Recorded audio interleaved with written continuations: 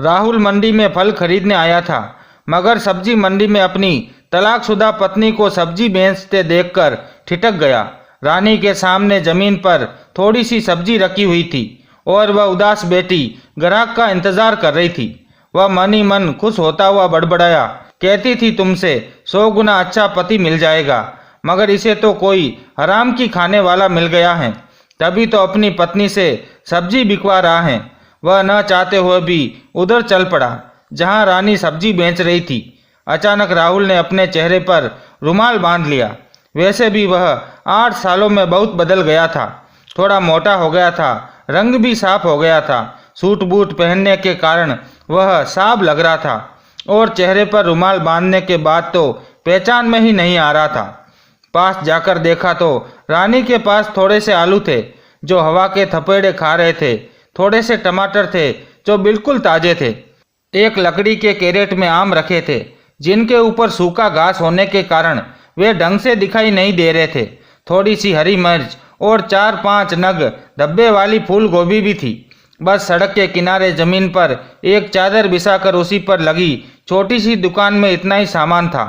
राहुल ने गौर किया, वह बहुत ज़्यादा दुबली पतली हो गई थी। चेहरे पर जरा भी रौनक नहीं थी, रंग भी सांवला हो गया था। एक बार तो उसे शक हुआ कि वह रानी नहीं कोई और है, मगर उसे माथे पर बड़ा सा तिल देखकर उसे विश्वास हो गया कि वह रानी है। रानी ने आशा भरी दृष्टि से उसकी तरफ देखा, फिर जल्दी से बोली, क्या चाहिए साहब? पड़ोस में सब्जी बेच रही एक महिला बोली, इसके पास तो बासी सब्जी रखी है साहब, ताज़ा सब्जी लेनी है तो इधर आ जाइए। मगर रानी जल्दबाजी में बोली, बासी नहीं है साहब, बस धूप के कारण थोड़ी सी पुरानी लग रही है, वरना मैंने आज सुबह ही खरीदी थी। रानी के चेहरे पर बेबसी और मजबूरी के भाव देखकर उसका दिल धड़क गया। आखिर जिंदगी में 6 साल उसने उसके साथ गुजारे थे। तलाक जरूर हो गया था, मगर उन 6 सालों में कुछ यादगार और हसीन पल भी गुजरे थे। वह बिना बोले ही ऊपर से घास हटाकर आम देखने लगा। आम थे तो बढ़िया किस्म के, मगर उसमें भी सिलवट पड़ी हुई थी। पुराने होने के कारण वे पिचके हुए थे। वह बोला, ये तो सचमुच खराब हो गए हैं।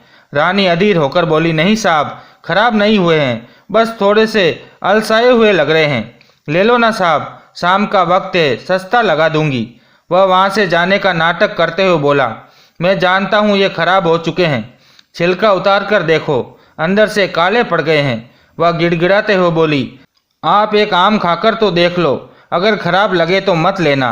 2 दिन से बेटी की तबीयत खराब चल रही है, इस कारण दुकान ढंग से नहीं लगा पा रही हूँ।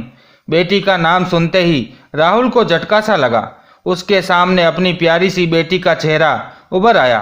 तलाक के वक्त उसे आखिरी बार देखा था, तब वह 4 साल की थी। अब तो 10 साल की हो गई होगी प्रीति। वह एक आम उठाकर राहुल को देने लगी, मगर वह तो बेटी के ख्यालों में खो चुका था।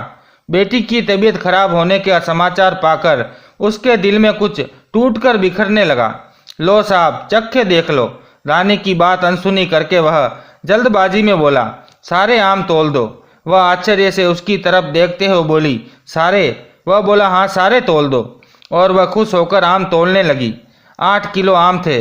वह 2 थैलियों में डालकर उसे देते हुए बोली, 100 रुपये किलो बेच रही हूँ, मगर आप 8 किलो पूरे ले रहे हैं, इसलिए 80 रुपये किलो के भाव से दे दूंगी। कुल 640 रुपये होते हैं साहब, तुम्हारा ऊपर के 40 भी रहने दो, 600 ही ले लो। वह बोला, तुम्हारी बेटी बीमार है इसलिए 100 रुपये किलो के भाव से पैसे ले लो। फिर 500 रुपये के 2 नोट देकर वह जाने लगा। रानी ने पीछे से पुकारा, 100 रुपये किले के हिसाब से जोड़े तब भी 800 होते हैं साहब, अपने रुपये तो वापस लेते जाओ। राहुल वहीं रुक गया, मगर कुछ बोला नहीं। रानी खड़ी होकर पास आई, फिर बोली, भीख नहीं चाहिए साहब, भीख मांगनी पड़े इसलिए दुकान लगाई है। वह बोला, तुम्हारा पति कुछ करता नहीं क्या? वह रुपए उसके हाथ में रखते हुए बोली, पति से 8 साल पहले तलाक हो गया था साहब। वह चल पड़ा, फिर चलते चलते बोला, तुम जैसी खुददार औरतों के साथ तुम्हारे पति ने जरूर कुछ गलत किया होगा, तभी रिश्ता टूट गया। वह पीछे से बोली, नहीं साहब, पति अच्छा था, बस दिन खराब थे।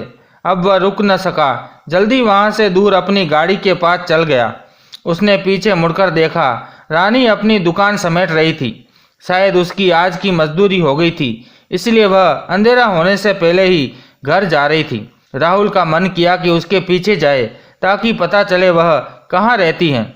उसका प्रीति को देखने का मन भी कर रहा था, इसलिए उसके दिल में एक खिंचाव सा महसूस होने लगा। रानी ने तलाक के बाद किसी पुरुष से शादी नहीं की थी, ये बात भी उसके दिल में खटक रही थी। जब वह अपनी बची हुई सब्जी को एक झोले में रखकर घर की तरफ चल पड़ी, राहुल पैदल ही उसके पीछे हो लिया और उससे काफ़ी दूर का फासला बनाकर चल रहा था कि वह उसे देख न पाए। राहुल के दिमाग में एक ही सवाल बार बार शोर मचा रहा था, रानी कानपुर में कैसे आई? उसका घर तो दूर एक गांव में था, वहाँ उसके 2 भाई थे, उन्होंने बहनों को अकेला कैसे छोड़ दिया? तलाक के वक्त तो बड़े उछल रहे थे। राहुल को रानी के जवाब से थोड़ी तसल्ली थी कि पति अच्छा था साहब, बस दिन ही खराब थे, मतलब वह आज भी मुझे बुरा नहीं मानती। अचानक चलते चलते राहुल का दिल भर आया, आंखों से आंसू झलक आए। उसे याद आया जब एक रात रानी ने कहा, आप मेरे स्वाभिमान की रक्षा कर लेना जी, बाकी आपके साथ रहकर मैं सब कुछ सहन कर लूँगी। वह उसके स्वाभिमान की रक्षा नहीं कर पाया था। राहुल के सामने उसकी भाभी उसे जलील किया करती थी और वह चुपचाप खड़ा सुनता रहता था। वह खुददार थी, बिना गलती के सिर झुकाना उसे जरा भी पसंद नहीं था, इसीलिए वह अपने मायके चली आई। उसके बाद भाभी की बातों में आकर राहुल ने उसे तलाक का नोटिस भेज दिया और इस दूसरी गलती ने रिश्ता ही तोड़ दिया। वह अपने भाई और भाभी की बहुत इज्जत करता था, इसलिए उसे रानी से ज़्यादा भाभी पर भरोसा था। रानी के साथ उसके जीवन के 4 साल बहुत अच्छे गुजरे थे, मगर 5वें साल कलह शुरू होने लगी। भाभी जब किसी बात पर प्रीति को थप्पड़ लगा देती तब रानी को जरा भी अच्छा नहीं लगता था। इसी बात पर कलह बढ़ जाया करती थी। कलह और झगड़ों के कारण रानी अलग होने का दबाव बना रही थी और राहुल को जरा भी पसंद नहीं था। राहुल के भाई और भाभी नहीं चाहते थे कि पुश्तैनी दुकान का बंटवारा हो, वे अकेले ही सब कुछ हड़पना चाहते थे। राहुल अपने भाई के साथ दुकान पर बराबर काम करता था, मगर जब उसे और रानी को पैसे चाहिए होते तो भाभी से मांग कर लेने पड़ते थे। ये बात रानी को अच्छी नहीं लगती थी। रानी ने एक मेडिकल स्टोर से कुछ दवाइयाँ ली, फिर एक गली में चली गई। राहुल निश्चित फासला बनाकर उसके पीछे पीछे चल रहा था। चलते चलते वह शहर के बाहर की बस्ती में आ गई। कुछ दूर चलने के बाद वह एक पुराने से घर में प्रवेश कर गई, जिसमें कमरों के नाम पर तो खंडर जैसे कमरे थे। वहां बाहर चौक में 2 खटिया लगी हुई थी, एक पर प्रीति लेटी हुई थी और दूसरी खाट पर एक बुढ़िया लेटी हुई थी। राहुल ने जैसे ही उस बुढ़िया का चेहरा देखा तो पहचान गया कि वह रानी की माँ थी, यानी राहुल की सास। साथ ही प्रीति भी उठ गई। वह पहले से बड़ी हो गई थी, लेकिन बहुत कमजोर लग रही थी। उस पर नजर पड़ते ही राहुल के दिल में झरना बहने लगा। उसका दिल किया कि जाकर प्रीति को अब से सीने से लगा ले। वह बेचैन होकर बहुत देर तक प्रीति को देखता रहा और उसकी आंखों से आंसू बहते रहे, मगर वह लाख चाहकर भी घर के अंदर नहीं जा सकता था। जल्द ही वह वापस लौट आया। उसे अपनी भाभी पर बार बार गुस्सा आ रहा था, जिसने उसके हंसते खेलते घर को बर्बाद कर दिया था। तलाक के समय भाभी कहती थी कि जल्दी तुम्हारी दूसरी शादी कर दूंगी, मगर 8 साल हो गए, भाभी ने अभी तक कुछ नहीं किया। अब तक वह इसी शहर में अकेला ही रह रहा था। यहाँ उसके भाई ने एक दुकान और 2 बेडरूम का एक घर खरीद कर दे रखा था, ताकि धंधे को और आगे बढ़ाया जा सके। राहुल अकेला ही वह दुकान चला रहा था। घर भी ठीक दुकान के पीछे था। वह उस घर में अकेला ही रहता था। उसका भाई और भाभी उसे आगे भी बिना पत्नी के रखना चाहते थे, ताकि वह ना हिस्सा मांग सके और जिंदगी भर कमा कर उन्हें देता रहे। उसका भाई हर हफ्ते दुकान पर आता और बचत के सारे पैसे लेकर चला जाता था, मगर कहते हैं ना कि ऊपर वाले के घर में देर है अंधेर नहीं। भगवान के संयोग से दोनों तलाकशुदा पति पत्नी एक ही शहर में रहने आ गए थे। अभी तक दोनों ने दूसरी शादी भी नहीं की थी। कुछ भी हो सकता था। अब राहुल रोज शाम को रानी की दुकान पर जाने लगा था। रुमाल से चेहरा ढककर वह दुकान पर जाता और ढेर सारी सब्जी और फल खरीद कर लाता, ताकि रानी ढंग से प्रीति की परवरिश कर सके। वह दिन भर बहुत सोचता था, मगर बिना चेहरे ढके रानी के सामने जाने की उसकी हिम्मत नहीं होती थी। जो सब्जी वह खरीद कर लाता था, उसमें से जितनी जरूरत होती थी उतनी रख लेता और बाकी बची सब्जियों को आवारा पशुओं को खिला दिया करता था। कुछ दिनों बाद जब राहुल का भाई हिसाब लेने के लिए दुकान पर आया तब उसने पूछा, बचत के सारे पैसे कहाँ गए? राहुल बोला, खर्च हो गए मेरे। भाई गुस्से में बोला, इतने सारे पैसे कहाँ खर्च कर दिए? राहुल हिम्मत करके बोला, काम था खर्च कर दिए। भाई नाराज होते हुए बोला, आज तक तुमने तो कभी भी फालतू खर्च नहीं किया, अब तुम्हारे अंदर कौन सा ऐब आ गया है? राहुल बोला, गुस्सा क्यों कर रहे हो भाई, कमाई भी तो मैंने ही की थी, इसलिए खर्च कर दिए, मेरी भी कुछ ज़रूरतें हैं। भाई गुस्से में बोला, तुम्हें शर्म नहीं आती जो मुझसे जुबान लड़ाते हो? राहुल शांति से बोला, जुबान नहीं लड़ा रहा हूँ, शांति से बात बोल रहा हूँ। मैं कमाता हूँ तो खर्च भी कर सकता हूँ। ये घर और दुकान तो आपने मेरे ही नाम खरीदी ही, इसलिए अब ये मुझे दे दीजिए। आपके पास पुश्तैनी घर और बड़ी दुकान है जिसकी कीमत यहाँ से बहुत ज़्यादा है। आप पुश्तैनी ज़मीन जायदाद रखिए और एक छोटा सा घर और दुकान मुझे दे दीजिए। अब मैं अकेला ही जीना चाहता हूँ।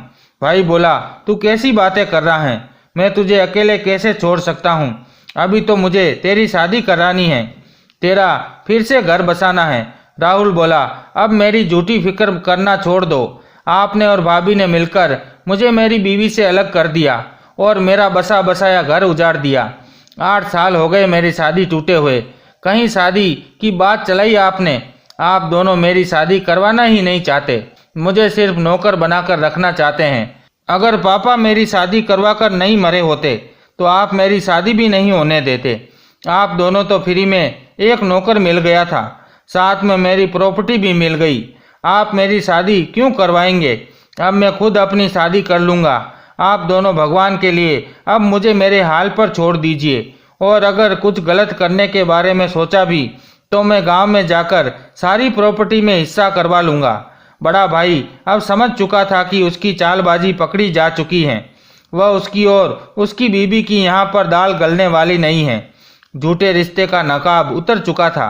भाई अपने हिस्से की प्रॉपर्टी हड़प कर अपने बेटे के लिए ज़्यादा संपत्ति जोड़कर जाना चाहता था, मगर उसका यह सपना पूरा नहीं हुआ। वह चुपचाप वहाँ से निकल आया। अब राहुल भाई और भाभी के चुंगल से निकल चुका था। वह मन में विचार कर रहा था, उसे रानी और अपनी बेटी की बहुत याद आ रही है। इसलिए दोपहर के समय ही वह रानी की दुकान पर जा पहुंचा। उसने देखा कि आज रानी ढंग के कपड़े पहनकर बैठी हैं, मगर उसकी आंखों में चिंता और उदासी साफ झलक रही थी। करीब जाते ही वह बोला, आपकी बेटी अब कैसी है? रानी उसे गहरी नजरों से घूरते हुए बोली, क्यों, वह आपकी बेटी नहीं है? अचानक वह चौंक पड़ा।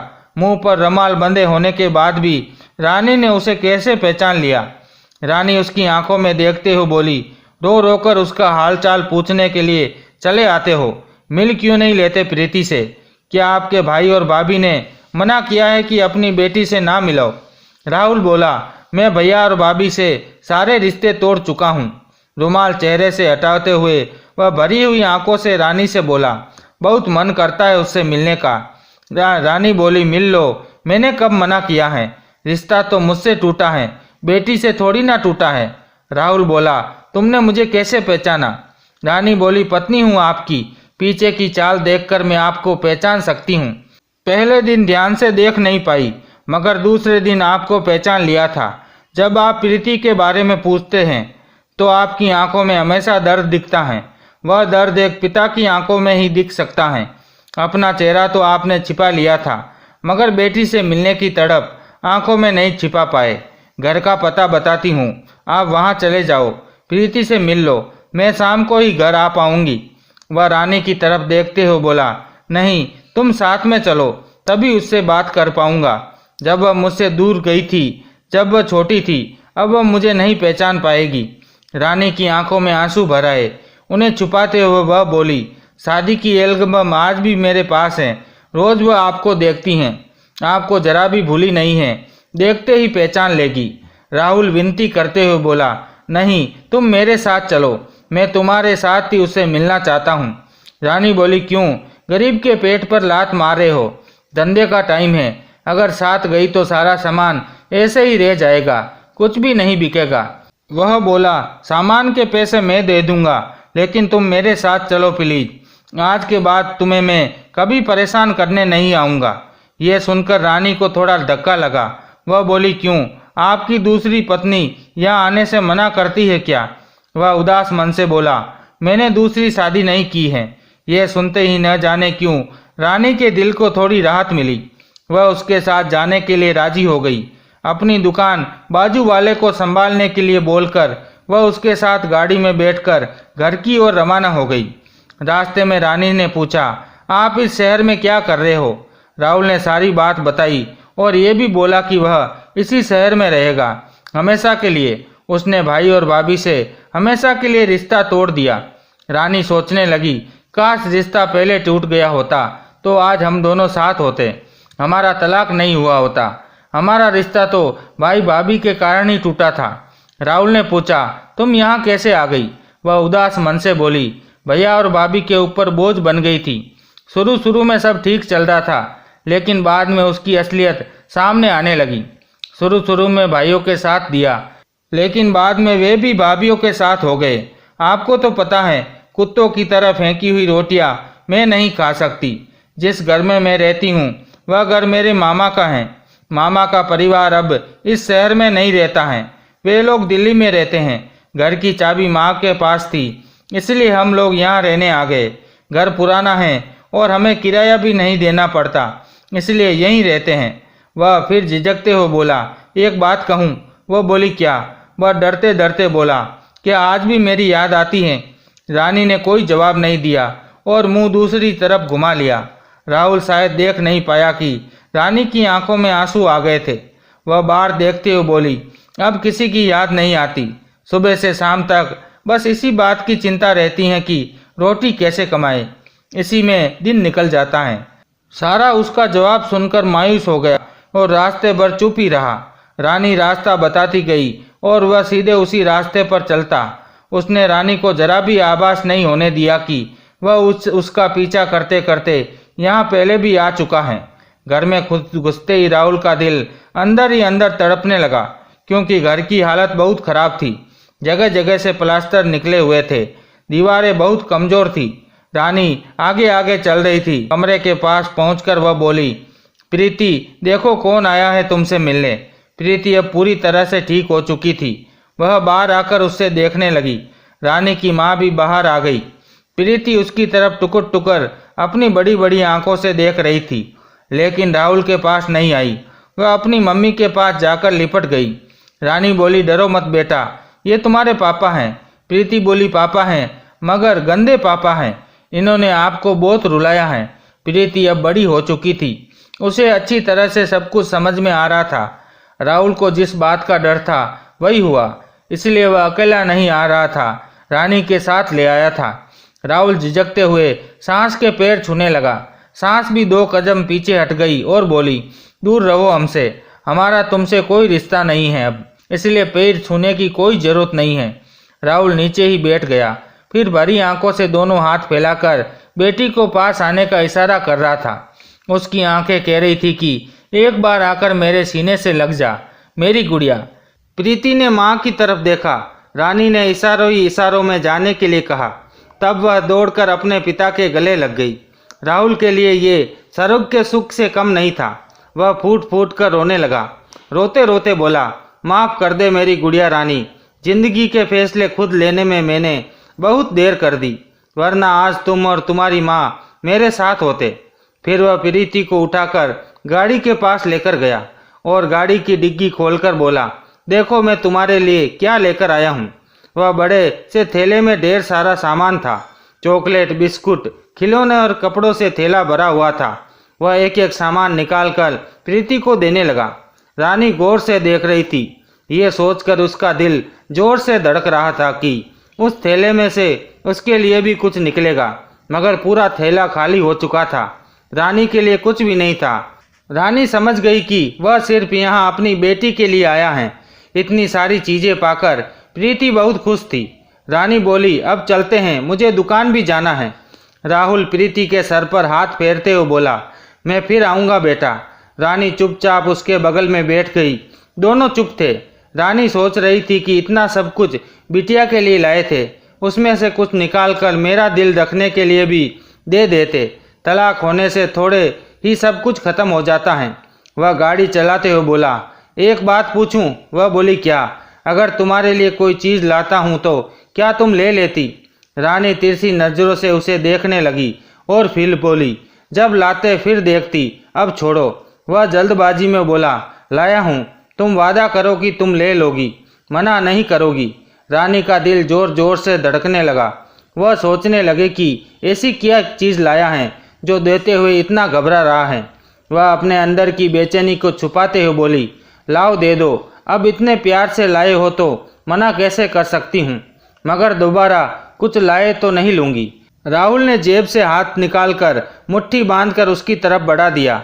रानी धड़कते दिल से हाथ आगे बढ़ाई और राहुल ने जब उसके हाथ में वह चीज़ रखी तो वह खुशी से उछल पड़ी। कोई ऐसी वैसी वस्तु नहीं थी, वह एक मंगलसूत्र था। राहुल का दिल धक धक कर रहा था। घबराहट के मारे उसने साइड में गाड़ी रोक दी। रानी आश्चर्यचकित होकर बोली, क्या है?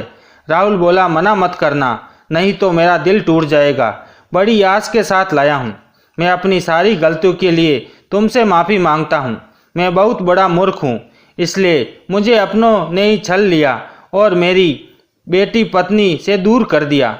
जब जब तुम्हें मेरी ज़रूरत थी तब मैं तुम्हारे साथ खड़ा नहीं था, लेकिन अब मैं वादा करता हूँ कि तुम्हारा हाथ कभी नहीं छोड़ूंगा। ये साथ अब मेरे मरने के बाद ही छूटेगा। अब हम फिर से नया संसार बसाएंगे, जहाँ प्रीति की अच्छी परवरिश और सासू माँ का बुढ़ापा संवारेंगे। अचानक हुए इस वाक्य ने रानी स्टेसु बन गई और वह कुछ बोल नहीं पा रही थी, बस एकटक मंगलसूत्र को निहार रही थी। राहुल बोला, रानी, ए रानी, मैं तुम्हारा वही राहुल हूँ जिसके हाथ का तकिया बनाए बिना तुम्हें नींद नहीं आती थी।